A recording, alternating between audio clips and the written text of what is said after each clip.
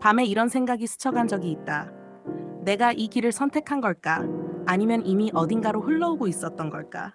직업을 바꿀 때, 사람을 만날 때, 삶의 방향이 꺾이는 순간마다 우리는 이렇게 말한다. 그건 내 선택이었어. 먼저 사르트르의 목소리를 들어보자. 인간은 선택할 수밖에 없도록 자유롭다. 이 말은 위로처럼 들리지만 사실은 책임의 선언이다. 어느 날 실직을 한다. 그리고 눈앞에 몇 가지 길이 놓인다. 다른 직장으로 이직할 수도 있고, 직업 학교에 다닐 수도 있고, 잠시 쉬거나 아무것도 하지 않을 수도 있다. 사르트르는 말한다. 이 중 하나를 고르든 아무것도 고르지 않든 그 자체가 이미 선택이라고. 세계는 처음엔 의미 없는 사실들의 집합이다. 실직도, 만남도, 우연도 그 자체로는 아무 말도 하지 않는다. 의미는 오직 내가 선택할 때 생긴다. 이 상황을 실패로 규정할 것인가, 기회로 받아들일 것인가, 전혀 다른 삶의 출발점으로 만들 것인가. 사르트르에게서 삶이란 이미 가능한 것들 중 하나를 내가 책임지고 선택하는 일이다. 그래서 그는 말한다. 나는 내가 선택한 것의 총합이다. 그런데 정말 선택이 먼저였을까? 여기서 들레즈가 끼어든다. 그는 고개를 가로젓는다. 선택을 말하는 순간 세계는 이미 정리되어 있다고. 다시 같은 장면을 떠올려보자.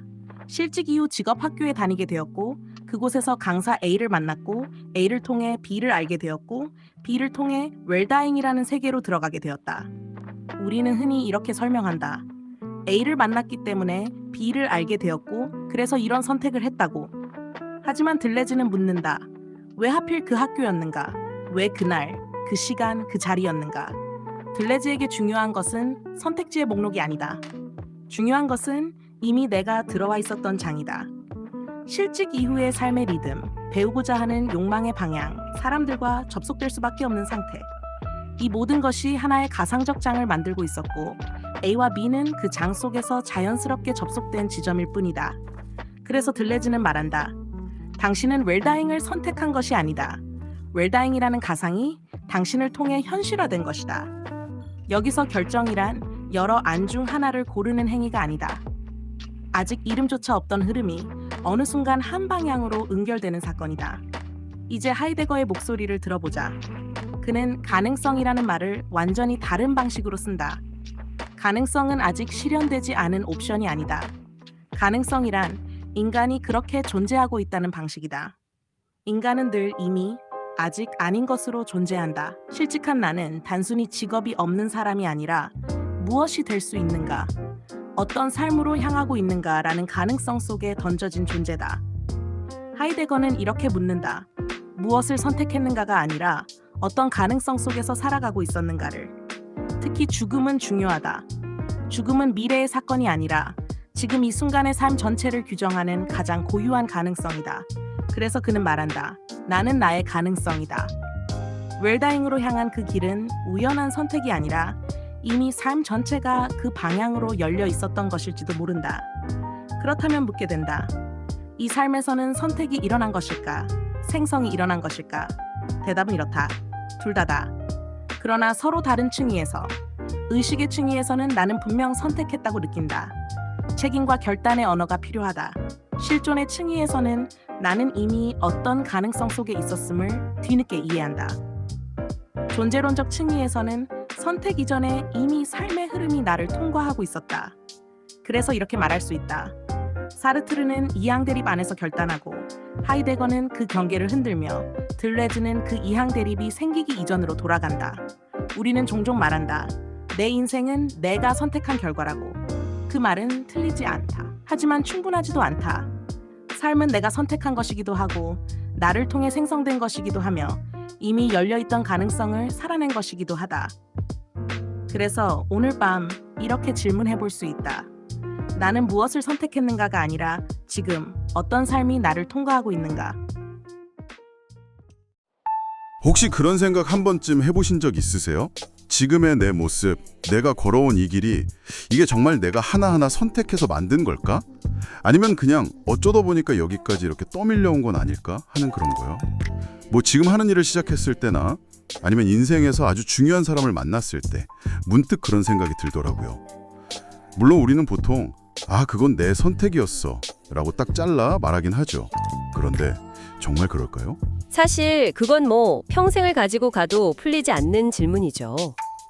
오늘 우리가 함께 들여다볼 자료들이 바로 그 지점을 파고들거든요. 선택이란 과연 무엇인가?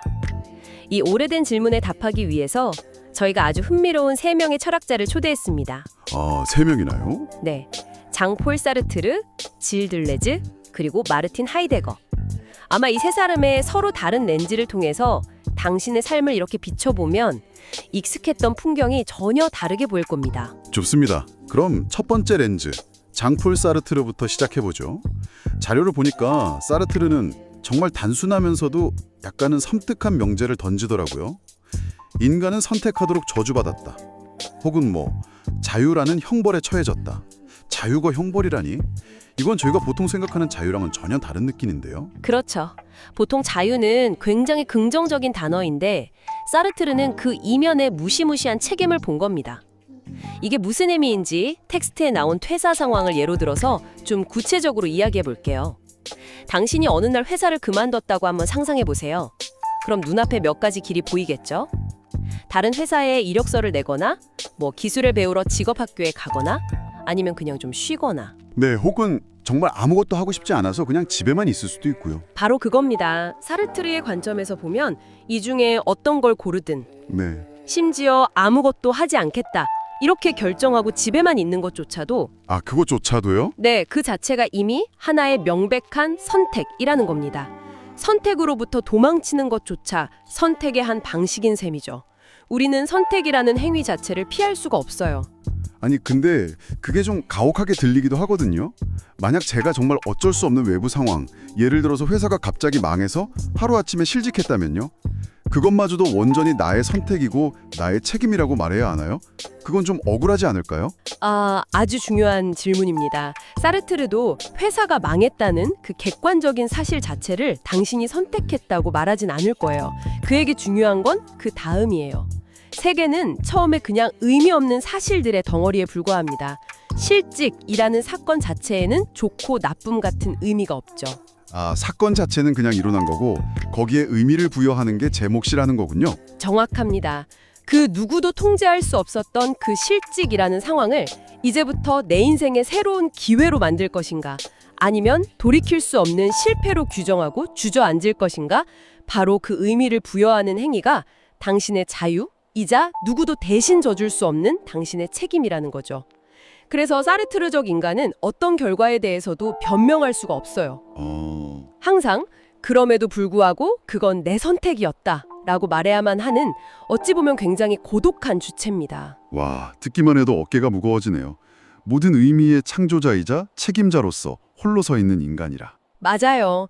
저도 처음 사르트르를 읽었을 때는 뭐랄까, 오늘 점심 뭐 먹지 않은 이 사소한 고민마저도 무슨 전 우주적 책임감을 가지고 해야 할 것 같아서 며칠간 피곤했던 기억이 납니다. 그만큼 그의 철학이 주는 무게감이 상당하죠. 하하, 정말 공감되네요. 근데 이렇게 내가 모든 것을 책임지고 선택한다는 사르트르의 관점을 곱씹다 보니까 또 다른 의문이 생겨요. 과연 그 선택지들이 애초에 먼저 존재했을까? 내가 뭔가를 고르기 전에 이미 내 마음이나 상황이 어느 한쪽으로 이렇게 기울어져 있었던 건 아닐까? 하는 생각이 들거든요. 바로 그 지점에서 두 번째 철학자, 질 들레즈의 사유가 시작됩니다. 들레즈는 사르트르가 말하는 그 선택지라는 개념 자체에 의문을 제기하죠. 아, 선택지 자체요? 네, 그는 이렇게 말합니다. 선택을 말하는 순간 세계는 이미 인위적으로 정리되어 있다. 사르트르가 제시한 A, B, C라는 선택지라는 그림 자체가 이미 현실의 복잡한 흐름을 너무 단순하게 잘라낸 것이라는 비판이죠. 세계가 이미 정리되어 있다는 말이 조금 어렵게 들리는데요.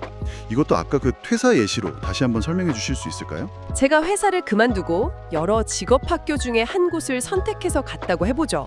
거기서 강사 A를 만났고 또 그분을 통해서 B라는 사람을 알게 돼서 결국 웰다잉 협회라는 전혀 생각지도 못했던 곳에 들어가게 됐다고 칩시다. 보통 우리는 이 과정을 인과관계로 설명하잖아요.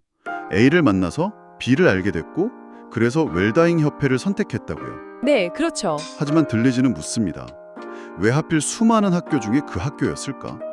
왜 수많은 사람 중에 A와 B였을까?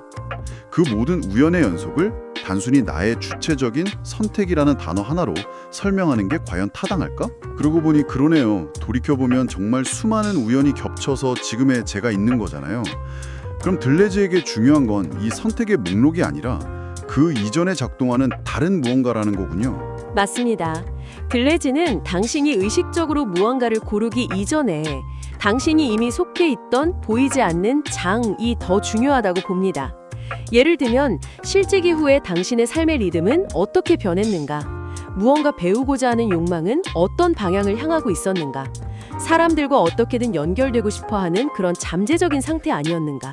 이 모든 것들이 하나의 거대한 흐름, 즉 장을 형성하고 있었다는 겁니다. 아, 그래서 강사 A와 B는 당신이 고른 선택지가 아니라 당신이 이미 속해 있던 그 장 속에서 필연적으로 접속된 지점들이라는 거죠. 와, 이건 정말 관점의 대전환인데요. 자료에 나온 문장이 그래서 더 충격적으로 다가왔어요. 당신은 웰다잉을 선택한 것이 아니다. 웰다잉이라는 가상이 당신을 통해 현실화된 것이다. 여기서 가상이라는 개념이 핵심인 것 같은데 조금 더 쉽게 설명해 주실 수 있나요? 가상, the virtual 이라는 말이 좀 어렵게 들릴 수 있는데 이렇게 한번 비유해보죠. 하늘의 수증기는 가득한데 아직 비가 되기 전의 상태. 아, 비가 내리기 직전의 상태. 네, 그런 느낌이라고 할 수 있습니다. 비라는 구체적인 형태는 없지만 비가 될 엄청난 잠재력과 에너지가 이미 대기 중에 흐르고 있는 거죠. 그러다가 어떤 조건이 딱 맞으면 그 수증기가 은결해서 비가 되어 쏟아지잖아요. 아, 그러니까 웰다잉이라는 것도 처음부터 명확한 선택지로 있었던 게 아니군요. 제 삶 속에 뭐 죽음을 잘 맞이하고 싶다거나 의미 있는 마무리를 하고 싶다는 식의 아직 형태 없는 욕망과 흐름, 즉 가상으로 존재했다는 거군요. 그러다가 A와 B라는 사람을 만나는 조건이 딱 갖춰지니까 웰다잉 협회라는 구체적인 현실로 나타난 거고요. 네, 완벽한 이해입니다. 들레즈에게 결정이란 여러 선택지 중 하나를 이성적으로 고르는 행위가 아니에요. 그럼 뭔가요? 그보다는 아직 이름조차 없던 어떤 흐름이 여러 사건과 마주치면서 어느 순간 한 방향으로 쿡 뭉쳐지는, 은결되는 사건에 가깝습니다. 내가 주체라기보다는 수많은 힘들이 교차하는 통로이자 장소로서의 나를 발견하게 되는 거죠. 아, 웰다잉이라는 가상이 당신을 통해 현실화되었다. 이 문장은 정말 곱씹을수록 충격적이네요. 제가 주체라고 생각했던 모든 것들이 사실은 내가 아니라 더 큰 무언가의 통로였다는 거잖아요. 제 인생의 중요한 결정들을 다시 돌아보게 돼요. 제가 이 방송을 진행하기로 한 것도 과연 온전히 제 선택이었을까 하는 생각까지 듭니다. 그런 성찰을 하게 만드는 것이 바로 들레즈 철학의 힘이죠. 알겠습니다. 그럼 정리를 해보면 사르트르는 내가 결단한다는 주체의 책임을 극단까지 밀어붙이고 들레즈는 거대한 흐름이 나를 통과한다면서 주체라는 개념 자체를 해체하는 것 같아요. 이건 거의 정반대 이야기처럼 들리는데요. 이 둘 사이에서 다리를 놓아줄 수 있는 관점은 없을까요? 좋은 질문입니다. 바로 그 지점에 세 번째 철학자 마르틴 하이데거가 서 있습니다. 하이데거는 가능성이라는 단어를 아주 독특하게 사용하는데요. 여기서 실마리를 찾을 수 있습니다. 보통 우리는 가능성이라고 하면 사르트르처럼 아직 실현되지 않은 여러 옵션들을 떠올리잖아요. 네, 그렇죠. A가 될 가능성, B가 될 가능성, 아직 선택하지 않은 미래의 길들 같은 거요. 하지만 하이데거에게 가능성이란 그런 선택지의 목록이 아닙니다. 가능성은 인간이 존재하고 있는 방식 그 자체입니다. 하이데거에 따르면 인간은 늘 이미 아직 아닌 것으로 존재해요. 즉, 현재의 모습인 동시에 아직 되지 않은 무언가로서의 가능성 자체로 존재한다는 거죠. 이미 아직 아닌 것, 이것도 조금 더 구체적인 비유가 필요할 것 같습니다. 씨앗을 한번 생각해 보세요. 씨앗은 단순히 동그랗고 딱딱한 것이라는 현재 상태로만 있는 게 아니죠. 아, 씨앗은 그 자체로 나무가 될 가능성으로 존재합니다. 그 가능성을 빼고는 씨앗을 설명할 수 없어요. 마찬가지로 인간도 현재의 모습인 동시에 앞으로 되어갈 그 가능성 자체로 존재한다는 뜻입니다. 그래서 아까 그 예시로 돌아가 보면 실직한 당신은 단순히 직업이 없는 사람이라는 현재 상태로만 존재하는 게 아니라는 거죠. 앞으로 무엇이 될 수 있는가, 어떤 삶으로 나아가고 있는가라는 가능성 그 자체로 세상에 던져진 존재하는 겁니다. 아하. 그러니까 하이데거는 무엇을 선택했는가라는 사르트르적인 질문을 던지지 않겠군요. 맞습니다. 그는 이렇게 묻습니다. 당신은 어떤 가능성 속에서 살아가고 있었는가? 당신이 어떤 구체적인 선택을 하기 이전에 이미 당신의 삶 전체는 어떤 가능성을 향해 열려 있었는지를 묻는 겁니다. 특히 하이데거에게 죽음이라는 가능성은 아주 중요해요. 죽음이요? 네. 죽음은 단순히 미래에 닥칠 사건이 아니라 나는 언제나 반드시 죽는다는 그 사실 때문에 지금 이 순간의 삶 전체를 규정하는 가장 근원적이고 고유한 가능성이 됩니다.